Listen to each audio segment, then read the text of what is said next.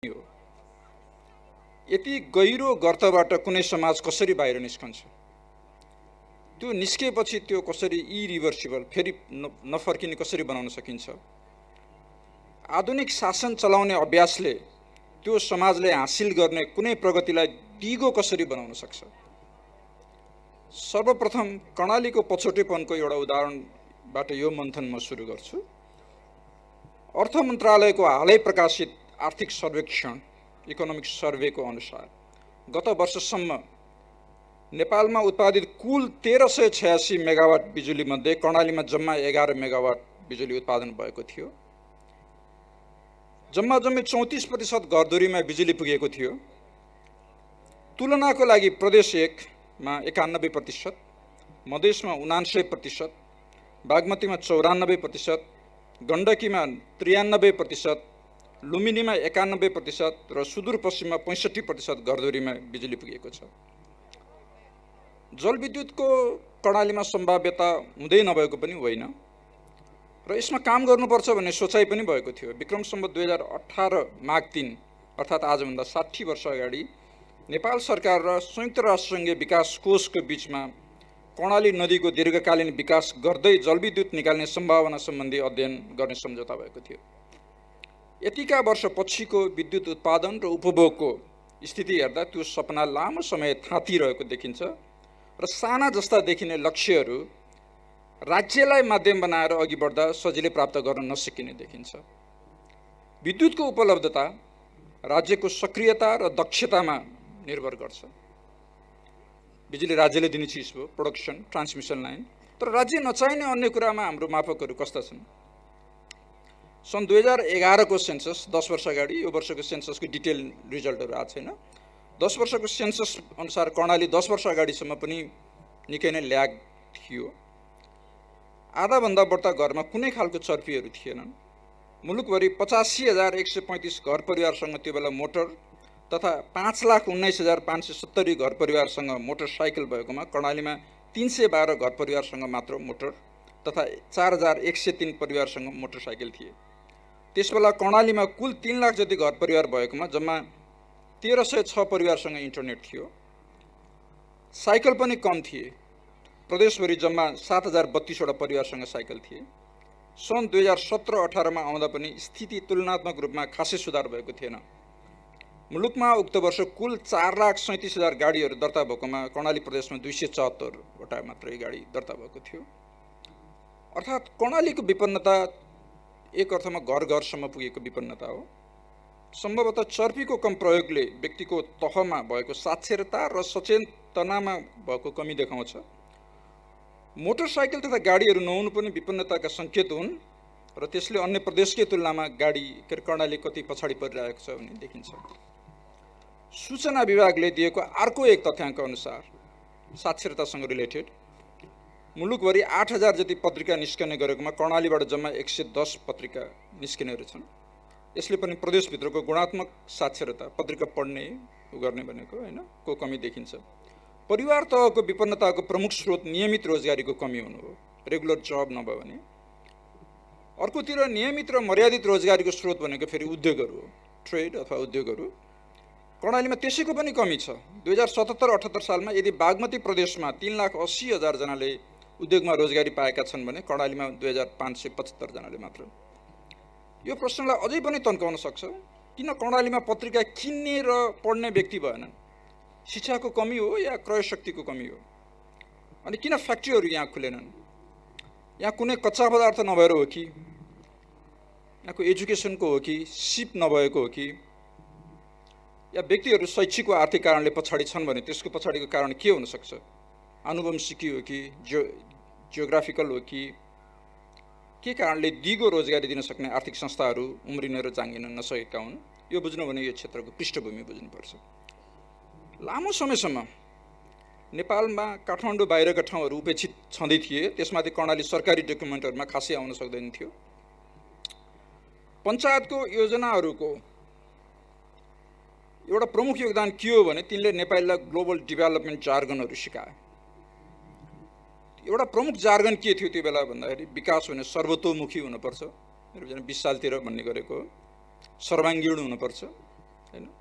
र सरकारले एकाङ्की पाराले सहरहरू मात्र हेर्न हुँदैन, देशको विकास गर्नुपर्छ, तर त्यसको लागि जिल्लाहरूको समन्वयिक र समानुपातिक विकास हुनुपर्छ भन्ने यो जार्गनहरू चाहिँ आएको थियो पञ्चायतकालमै।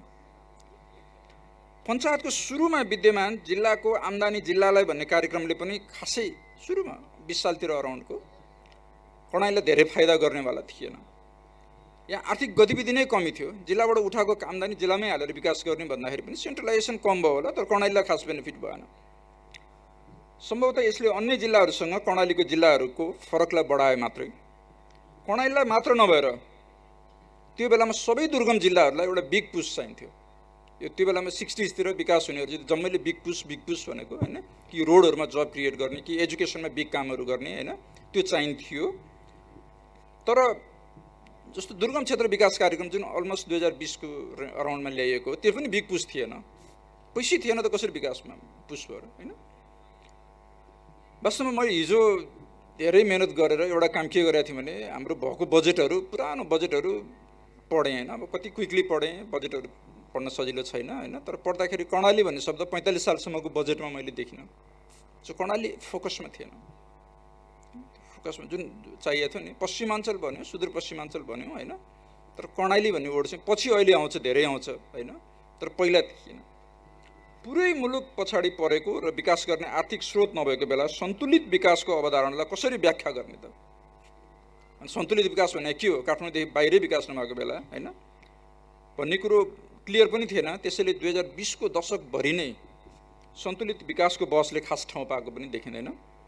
2024 मा हामीले के भनेका छौँ भने दुर्गम 2025 सालदेखि दुर्गम जिल्लाहरूको विकासको लागि विशेष कार्यक्रम ल्याउने भनेर अनाउन्स गर्यौँ। तर 2024-25 सालमा दुर्गम जिल्ला भनेको कुन? अघि विमला राई दिदीले, मान्यज्यूले भन्नुभएको थियो कि खेतमा चाहिँ बच्चाहरू नजन्मिनेलाई हैन, आमाहरूले खेतमै नजन्माउनु हुँदा, मलाई लाग्छ म ठ्याक्कै खेतमै जन्मे हो कि जस्तो लाग्छ मलाई हैन। सो चितवनमा 30 सालको रेन्जमा हैन, मतलब 30 को दशकको कुरा हो नि, त्यही हो। त्यो बेला त्यही हो, होल कन्ट्री हैन। केन्द्रीकृत व्यवस्थाबाट विकेन्द्रीकृत व्यवस्थामा जान खोजेर स्थानीय पञ्चायतलाई विकासको एउटा माध्यमको रूपमा राम्रो अनुगमन र मूल्याङ्कनको कार्यक्रम सहित अगाडि बढाउन खोजेको भए केही न केही सन्तुलन भने देखिन सक्थ्यो। ती जसले 2020 को दशकमा सुरुवाती विकासको अवधारणा सोचे तिनले योतिर काम अलिअलि गर्न खोजेका थिए पञ्चायतको डिफेक्टको बावजुद, तर केन्द्रीकृत सत्ता र विकेन्द्रीकृत विकासको अवधारणा सँगै हिँड्न सक्दैनथ्यो। उदाहरणको लागि पञ्चायत आउनु अगाडि नै 2016 सालको बजेटमा सुवर्ण शमशेरले ल्याउनु भएको बजेटमा समानुपातिक विकास होस् भनेर रु 40,000 र मालपोतको 100/10 मध्ये जुन धेरै हुन्छ त्यो एउटा जिल्लालाई दिने, त्यसमा 1 लाख रुपियाँ थपेर दिने, त्यो चाहिँ एउटा प्रोपोर्सनल डेभलपमेन्टको बजेट भनेर सुरु गरिएको थियो। पञ्चायतको सुरुमा 44 सालमा स्थानीय पञ्चायतहरूको विकासमा हुन सक्ने दीर्घकालीन भूमिका रिकगनाइज गरे पनि थियौँ। पञ्चायतहरूलाई एक्चुअली गरे पनि कर उठाउने अधिकार त्यो बेला दिइएको थियो, तर कार्यान्वयन खासै भएको थिएन। रिजनल ब्यालेन्सको कुरा भए पनि 20 को दशकसम्मै कर्णाली त्यो भूमिकामा पनि थिएन। जस्तो त्यो बेलामा सुरु गरेको हाइवेहरू पनि, जस्तो रिजनल ब्यालेन्स गरौँ भनेर सुरु गरेकोमा महेन्द्र राजमार्ग, सिद्धार्थ राजमार्ग हैन, बुटोल पोखरा, पृथ्वी राजमार्ग, धनगढी डडेलधुरा सडकहरू थियो। अर्थात् सडक बनाउँदा बिचको कर्णालीबाट उफ्रेर हामी सुदूरमा गएको थियौँ। सन्तुलित विकासकै अवधारणा प्रवर्धन गर्दै अर्थमन्त्री सूर्यबहादुर थापा हुँदाखेरि 2024 मा 25 सालदेखि दुर्गम जिल्लाको विकासको विशेष कार्यक्रम ल्याउने घोषणा गरेका थियौँ। प्रादेशिक विकास भन्ने शब्द सम्भवतः 2028 सालमा राष्ट्रिय बजेटमा परेको थियो, त्यो पनि स्थानीय गाउँ पञ्चायतलाई प्रवर्धन गर्ने सन्दर्भमा। उक्त वर्ष 28 सालसम्मको हाम्रो विकासको स्थिति के थियो भने हरेक 3 वर्षमा एउटा गाउँ पञ्चायतमा एउटा आयोजना चाहिँ सुरु गर्ने भन्ने थियो हैन, अहिले जस्तो खास थिएन हैन। र 39 सालमा नै हामीले ल सबैतिर अलिकति मिलाएर गरौँ भनेर विकास क्षेत्र भनेर सुरु गऱ्यौँ, तर 4वटा थियो, त्यो पनि पश्चिम यताउता भनेर हैन। प्रान्त अथवा क्षेत्र केही नभनेर विकास क्षेत्र भन्नुमा चाहिँ विकासलाई ब्यालेन्स गरौँ भनेर भन्यो। सुदूरपश्चिम क्षेत्र नभनेर सुदूरपश्चिम विकास क्षेत्र भन्यो नि, मध्यमाञ्चल विकास क्षेत्र भन्यो, पश्चिमाञ्चल विकास क्षेत्र भन्यो। त्यो विकास क्षेत्र भन्नुको अर्थ यो एथनिक आइडेन्टिटी होइन, अरू आइडेन्टिटी होइन भनेर भन्यो हैन। अर्को एउटा कुरा के छ भने अर्थशास्त्रीहरूको एउटा मत के पनि छ भने कुनै पनि ठाउँ विकास हुनुमा त्यो ठाउँको भूगोल र त्यहाँ संस्थाहरू जन्मन र हुर्कन सक्ने अनुकूल वातावरण कतिको छ भनेर त्यो कुराको नि प्रमुख भूमिका हुन्छ। आखिर कुरा जतिसुकै घुमाए पनि हरेक ठाउँको विकास हुनुमा त्यहाँ पढे लेखेका नयाँ कुरा पत्ता लगाउन सक्ने सर्जकहरू कति छन् भन्नेले धेरै भूमिका खेल्छ। प्रति व्यक्ति उर्वरा भूमि धेरै भएमा र किसानहरू भएमा केही हदसम्म उक्त ठाउँ समृद्ध हुन सक्छ, तर त्यही जमिनको कुल उत्पादन पनि त्यहाँ कतिको उन्नत जातका बिउ बिजन छन्, खेतीको पेसा कति यान्त्रिकरण भएको छ, कति सिँचाइ गर्ने क्षमता छ, कति बजारसँग जोड्न सक्ने सडक संयन्त्र छ भन्नेले निर्धारण गर्छ। यी सबैको लागि पनि विद्वत वर्गको खाँचो हुन्छ, तर विद्वत वर्ग हरेक ठाउँमा बस्दैन। त्यो अरू विद्वानको सङ्गत खोजेर बस्न चाहन्छ। फेरि एउटा भायोलिन बजाउने, किताब लेख्ने, नाटक गर्ने मान्छे, थाङ्का कोर्ने, दार्शनिक छलफल चलाउने, धर्म अथवा नयाँ मत सुरु गर्ने खालको सर्जकहरू बस्ने ठाउँमा अन्य विभिन्न परिस्थिति हुनुपर्छ, किनभने यी चिजहरू आर्थिक उत्पादनमा डिरेक्टली इन्भल्भ भएको हुँदैन। यो परिप्रेक्ष्यमा कर्णालीको भूगोलले नै संस्थाहरू, सर्जकहरू यहाँ बस्न अप्ठ्यारो बनाएको हो कि भन्ने एउटा प्रश्न आउँछ। तर एउटा अध्येता एमी हेलरको अनुसार डोल्पोको बिचर गाउँको नेसार गुम्बामा सन् 1979 मा पत्ता लागेको तिब्बती पुस्तकालय तिब्बतकै सबैभन्दा तिब्बतभरिकोसँग तुलना गर्दा नि सबैभन्दा महत्त्वपूर्ण धेरै हस्तलिखित किताबहरू भएको पुस्तकालय हो डोल्पोको पुस्तकालय। तिब्बतको प्रख्यात ताबो गुम्बाको पुस्तकालयमा 38,000 वटा पृष्ठ भएको 69 भोल्युम भएकोमा नेसार गुम्बामा फेला परेको डोल्पामा फेला परेको पुस्तकालयमा 3,20,000 पृष्ठ भएको 642 वटा भोल्युम किताबहरू छन्। वास्तवमा हामीले दुर्गम मानेको हिमाली क्षेत्र पनि आफैमा त्यति दुर्गम होइन। तिब्बततिर जोडिएको अध्ययनहरू भइरहने मेन ठाउँ हो तिब्बतको पोइन्ट अफ भ्यूबाट हेरियो भने। तिब्बती भाषा संस्कृतिको अध्येता डाक्टर पुण्य पराजुलीका अनुसार नेपाली केन्द्रीय अभिलेखालयमा 20,000 जति त तिब्बती पुस्तकहरू छन्। हिमाली भेगमा छरिएर रहेका निकै पुराना गुम्बाहरू अध्ययनका केन्द्र पनि थिए। डोल्पाबाट जोडिएको मुस्ताङको घार गुम्बा आफैमा 1400 वर्ष पुरानो छ र नेपालको 1000 वर्ष पुराना नेपालमा 1000 वर्षभन्दा पुराना 100 भन्दा बढी गुम्बाहरू छन् र ती गुम्बाहरू पनि आज सयौं वर्षको एउटा इतिहास लिएर बसेको छन्। सूर्यमणि अधिकारीले लेख्नुभएको खस राज्यको इतिहासमा पुराङ अर्थात् ताक्लाकोटबाट सिन्जा, दुल्लु, सुर्खेत हुँदै भारत निस्किने व्यापार मार्ग पुरानो खस राज्यको एउटा प्रमुख ट्रान्स हिमालयन मार्ग हो भनेर प्रस्तुत गरिएको छ। सन् 1223 को क्राचल्लोको शिलालेखमा नागराजलाई मल्ल राजाहरूको आदि पुरुषको रूपमा चित्रण गरिएको छ, जुन सम्भवतः 1100 सनतिरको यहाँको राजा थिए। यिनीहरू खरी प्रदेशबाट आएको भनेर भन्ने गरिन्छ होइन। सो दक्षिण पश्चिम तिब्बत र कर्णाली प्रदेशको एउटा पुरानो सम्बन्ध पनि छ। सुर्खेतको काँक्रे बिहार एउटा त्यही पौराणिक परम्पराको एउटा उदाहरण हो। यी पौराणिक स्थललाई मैले यो सबै एक्जाम्पल के दिएको भन्दाखेरि यिनीहरूलाई हामीले औद्योगिक रूपमा फेरि हामी सबैभन्दा विकसित थियौँ भनेर भन्न खोजे होइन, तर इन्स्टिट्युसन डेभलपमेन्ट, लाइब्रेरी डेभलपमेन्ट सबै कुराहरू यहाँ नभएको पनि होइन होइन। अघि मैले भने पत्रिकै निस्किन नसक्ने वातावरण भनेर इतिहासदेखि हजारौँ वर्षदेखि त्यो वातावरणमा बसेको पनि होइन कर्णाली होइन। भारत शिक्षाको केन्द्र थियो। नालन्दा, तक्षशिलाहरू जस्तो शिक्षाहरू त्यहाँ शैक्षिक संस्थाहरू त्यहाँ थिए। कर्णाली नजिकैको तिब्बती राज्यबाट पनि मुक्त थिएन, राज्यको प्रभावबाट मुक्त थिएन। वास्तवमा के कर्णाली नजिकै र अब को कर्णालीका शासकहरू कहाँबाट आयो भन्ने एउटा आफ्नो आफै क्वेसन छ। तर मैले हेर्दाखेरि तिब्बतको थोलिङमा बुद्ध धर्मलाई निकै माया गर्ने एउटा शासक सेद हुँदाखेरि सन् 1076 मा बुद्ध धर्मको ज्ञाता अनुवादकहरूको प्रख्यात सम्मेलन गराएका थिए, जसमा 100 भन्दा बढ्ता विद्वानहरू कश्मीर, भारत, नेपालबाटहरू आएका थिए। सो यो बेको गरिबी लेजेन्डरी छ। तर डोल्पो, थोलिङ, लोमन्थाङ, ताक्लाकोटतिरको ऐतिहासिक गतिविधिले के देखाउँछ भने शिक्षा क्षेत्रमा र संस्थाहरू उत्पादन गर्ने क्षेत्रमा यसको एउटा ऐतिहासिक परिचय पनि छ। अब यसको डोमिनेसन कसरी भयो त? भएको संस्थाहरूबाट अहिलेको डोमिनेटेड सिचुएसनमा कसरी गयो त? विभिन्न कारणले जुम्लालाई 24 राजाहरूले सम्मान गर्थे। हिङ नभए नि हिङ बाँधेको टालो भने चाहिँ जुम्ला धेरैको आदि स्थल मानिन्थ्यो। 2007 सालसम्म कुनै पनि स्थानको केन्द्रमा भाउ कि त उसले तिर्ने मालपोत कि त उसले पठाउने सैनिक पाखुराले निर्धारण गर्थ्यो। कर्णालीको यो दुईटैमा दाबी भएन। मालपोत धेरै भएन, ल्यान्ड नभएको हुनाले, र आर्मीहरू पठाउन सक्ने क्षमता भएन। त्यही भएर 2007 सम्म मेरो आफ्नो पर्सनल भ्यूमा यसको ब्याकग्राउन्डमा गयो, अलिकति पछाडि गयो होइन।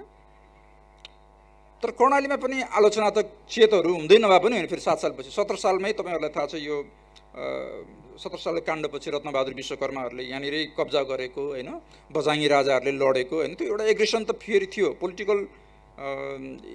पोलिटिकल्ली तपाईँको के भने यो सचेतना पनि थियो होइन। तर अघि यहाँ उहाँहरूले भने जस्तै स्रोत कम भएको हाम्रो जस्तो मुलुकमा कुनै पनि क्षेत्रमा विकास लैजाने केन्द्रीय तहमा गएर विकास रकम आफ्नो भेगमा तान्न सक्ने नेता चाहिन्छ। कर्णालीमा यसको पछि चाहिँ यसको कमी चाहिँ 2007 सालपछि एकदमै देखियो होइन।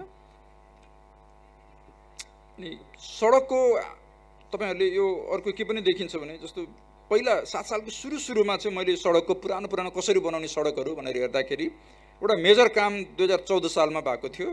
हाम्रो देशमा 10-12वटा सडकहरू बनाउन सुरु गरौँ भनेर, त्यो बेलामा पनि नेपालगञ्ज सुर्खेत र सल्यान प्युठान गरेर 2वटा मेजर रोडहरू बनाउने भनेर प्रस्ताव चाहिँ गरियो। तर यो कर्णाली भेगको रोड एक्चुअली बन्न सुरु गर्न मात्रै पनि एउटा नेपालगञ्ज सुर्खेतकै हामीले 20 वर्ष कुर्यौँ होइन।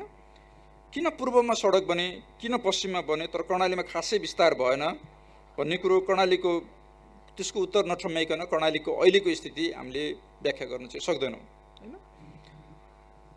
खासमा 2007 सालमा विकास सुरु गरेर 47 सालसम्म पनि आउँदाखेरि पनि क्षेत्रीय सन्तुलन सहितको विकास चाहिँ हामीले गर्न सकेका थिएनौँ। आज पनि त्यही ट्रेडिसनको निरन्तरता कुनै पनि रूपमा छ। पञ्चायतकै कतिपय डेटाहरू मैले हेरेँ, म 36 सालको एउटा मात्रै डेटा भन्छु तपाईँहरूलाई। त्यो वर्षको विकास बजेटहरूमा 44% मध्यमाञ्चलमा, 12% छुट्याउन नसक्ने ठाउँमा भएको थियो, अरू विकास क्षेत्रमा 15% भन्दा कम थियो होइन। यो पनि त्यो बेला चाहिँ यहाँ र सुदूरपश्चिम जोडेर 15% अराउन्डको विकास खर्च हो होइन। सो विकास खर्च नै कम भएको थियो, फाइट गरेर डेभलपमेन्ट ल्याउने क्षमता नै कम भइरहेको थियो। अनि जे हामीले देखेका छौँ त्यो त्यसैको एउटा रिजल्ट हो होइन। अब कर्णालीको दिगो विकासको आधुनिक पक्षको बारेमा छोटो छलफल गर्न चाहन्छु। दिगो विकासको औपचारिक परिभाषामा 17वटा लक्ष्यहरू छन्। पहिलो लक्ष्य गरिबी निवारणसँग सम्बन्धित छ। दोस्रो भोकमरी उन्मूलनमा, गरिबी निवारण हुन पर्यो, भोकमरी उन्मूलन हुन पर्यो दिगो विकासको लागि। तेस्रो स्वस्थ जीवनहरू, मान्छेहरू स्वस्थ हुन पर्यो। चौथो सबैको लागि र सधैँको लागि शिक्षा, पढाइ राम्रो हुन पर्यो। पाँचौँ लैङ्गिक समानता र महिला सशक्तिकरण। छैटौँ खानेपानीको उपलब्धता। सातौँ आधुनिक इन्धनमा सहज पहुँच। आठौँ मर्यादित रोजगारीको उपलब्धता। 9 रेजिलिएन्ट पूर्वाधार तथा समावेशी औद्योगिकरण। 10औँ असमानतामा कमी र 11औँ राम्रो सहरीकरण होइन। त्यस्तै खाद्यान्न उत्पादन र उपभोग दिगो बनाउने स्थिति। 13औँ जलवायु परिवर्तनको असर न्यूनीकरण गर्ने क्षमता। 14औँ सामुद्रिक जीवजन्तुको हामीलाई चाहिँदैन। 15औँ जमिनमा भएको स्रोतहरू दिगो बनाउने। 16औँ शान्तिपूर्ण र समावेशी समाज निर्माण गर्ने र 17औँ global partnership for sustainable development पुनर्जागृत गर्ने। यी 17वटा लक्ष्यहरू दिगो विकाससँग जोडिएको छ। दिगो रूपमा कर्णालीको गरिबी निवारणको लक्ष्य मलाई के लाग्छ भने सबै भनिसकेपछि यहाँ रोजगारीको तथा स्वरोजगारको अवसरको सिर्जनासँग जोडिएको छ हैन। त्यो भयो भने हाम्रो टप 9 वटा त त्यसै पनि हामीले मिट गर्न सक्ने हुन्छौँ। सरकारसँग यसको सरकारी जागिर दिनेको अलावा मर्यादित रोजगारीको लागि सीमित विकल्प छन्। कृषिमा सुर्खेत उपत्यकाको सिँचाइलाई अघि बढाउने, मेबी पकेटहरू चिनेर जुन राम्रो हुन्छ त्यो खेती गर्ने किसानलाई प्रोत्साहित गर्ने, उत्पादनलाई बजारमा जोडेर किसानको पैसाको बचत हुने स्थिति ल्याउने र त्यो पैसालाई उद्योगमा इन्भेस्ट गराउने। त्यो नगरिकन दिगो गैर कृषिको जबहरू क्रिएट हुँदैन र त्यो मान्छेसँग दिगो गैर कृषिको जब क्रिएट नभइकन यो सबै दिगो विकासहरू हुन सक्दैन। प्रधानमन्त्री कृषि आधुनिकीकरण जस्तो अथवा कृषिकैमा अरू उदाहरण हेरौँ हैन। बिउ बिजनमा हामी विदेशमा निर्भर छौँ। 90% भन्दा बढ्ता बिउ हाम्रो विदेशबाट आउँछ। राम्रो र उन्नत बिउहरू वास्तवमा समयमै किसानलाई उपलब्ध गराउन सकिरहेका छैनौँ। प्रधानमन्त्री कृषि आधुनिकीकरण परियोजना जस्ता परियोजनाको सीमित सफलताका कथाहरू, केही सफलताका कथाहरू छन्, तर ती कर्णालीसँग रिलेटेड कमै छन्। स्याउ जस्ता खेती पनि थोरै स्केलमा छन्। स्याउ खेती भनेर हामीले भन्यौँ भने पनि त्यो धेरै उत्पादन भएको छैन, त्यसलाई प्रोस्पेरिटीमा लैजाने खालको लेभलमा छैन। कृषि सडक अथवा अरू सडकको अभावमा ती खेती पनि बजारसँग जोडिएका छैनन् र किसानले आफूलाई प्राप्त हुनुपर्ने बचत बिचौलियाहरूलाई समर्पण गरेका छन् हैन। औद्योगिक रोजगारी कर्णालीमा निकै कम छ। तपाईँहरूले देख्नुभयो हाइड्रो पोटेन्सियल भए पनि भएन, लाइमस्टोन सिमेन्टको पनि पोटेन्सियल भए पनि कम छन् अझै पनि। तर त्यसको आधारमा यहाँ उद्योगहरू एट्र्याक्ट गर्न चाहिँ सकिन्छ सुरुको लेभलमा। तर मेजर मलाई के लाग्छ भने पर्यटकीय उद्योगहरूको सम्भावना धेरै छ। अघि मैले डोल्पोहरूदेखि अरू ठाउँहरूको कुरो गरेँ, अघि सचिवजीहरूसँग कुरो गर्दाखेरि त्यो कनेक्सन गर्नुपर्छ जस्तो लाग्छ मलाई होइन। यी सबै दिगो रोजगारी सिर्जना गर्न सक्ने मुख्य माध्यम बन्न सक्छन्। शिक्षा तथा अन्य शिल्पको तालिम बढायौँ भने यस्तो उद्योगको सम्भावना यहाँ देखिन्छ। तर दिगो लक्ष्यको हरेक लक्ष्यहरूको पनि समस्या समाधान गर्न केन्द्रमा यो सबै लक्ष्य भनिसकेपछि त्यसको केन्द्रमा चाहिँ मलाई के लाग्छ भने सडक र शिक्षाहरू छ। अहिले हामी जति सडकमा मुलुकको अन्य भागसँग सहज रूपमा सडक सम्पर्क गर्न सक्छौँ त्यति यो भेगलाई राम्रो हुन्छ। सुर्खेत र अन्य ठाउँको सडक कनेक्सन होइन, त्यो भयो भने मात्र तपाईँको डोल्पाको टुरिज्म भन्नुहोस्, जुम्लाको भन्नुहोस्, रारा भन्नुहोस्, सबै कुरोको केन्द्रमा सडक छ। अहिले जसरी गरौँ होइन, सबै कुरो भनिसकेपछि रफ वाकको लागि केही मान्छेहरू आउँछ, तर जुन लेभलको विकास तपाईँहरूले चाहनु भएको छ, जुन लेभलको पर्यटनमा आधारित दिगो रोजगारीहरू चाहिएको छ, त्यसको लागि सडक चाहियो। तर होटेलहरू अरू चलाउँदा फेरि केही न केही रूपमा चाहिँ शिक्षाको नि डिसेन्ट डेभलपमेन्ट भएको हुनु पऱ्यो। त्यही भएर यो दुईटाको केन्द्रमा 17वटा हामीले भनिसकेपछि पनि लास्टमा गएर सडक र शिक्षा आउँछ। म यति नै भनेर मेरो वक्तव्य यहीँ टुङ्ग्याउँछु। धन्यवाद।